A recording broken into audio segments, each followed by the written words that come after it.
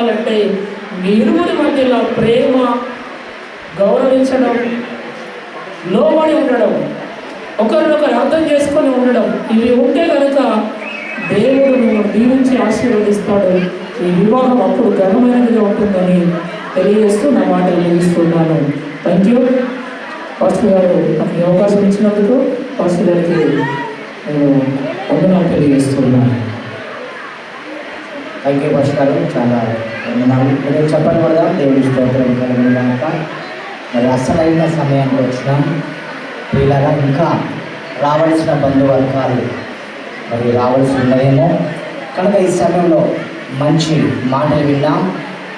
ఇక్కడ కూర్చున్న వారు విన్నారు, ఇక్కడ జతపరచబడిపోయే వారు కూడా విన్నారు.